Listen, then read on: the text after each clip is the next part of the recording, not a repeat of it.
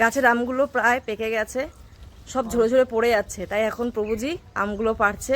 এই ছাদে দাঁড়িয়েই আমগুলো পাড়া যায়, মানে কোনো মইঠই লাগে না, একটু হাত বড় করলেই আমগুলো পাড়া যায়। এই যা পড়ে গেল মাটিতে।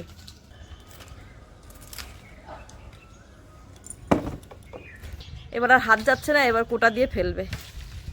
ওই দেখো, ওভাবে ফেললে ফেটে যাবে, কারণ আমটা পুরো পেকে রয়েছে। এই পড়ে গেছে, এই পড়ে ওইদিকে চলে গেল। এইটা কোটা দিয়ে পারলো, কারণ এটা অনেকটাই উঁচু ছিল আর পেকে পুরো টস টস হয়ে রয়েছে। কোটা দিয়ে কতগুলো আম পারলো, 3টে আম কোটা দিয়ে পারলো। এই যে সব আম পেরে পেরে এটার মধ্যে রাখছে। এটা কোনটুকু একটা জায়গা, এখানে ধরবে, তাই গাছের কত আম।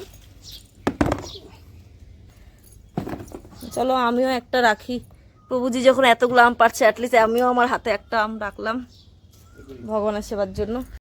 দেখো সামনে যে কটা নাগালে পাওয়া যাচ্ছিলো সে কটাই পেরেছি মাত্র একটা গাছে, তাই এতগুলো আম হয়েছে। তাহলে পুরো গাছটার মধ্যে থেকে আরও কত আম বেরাবে না।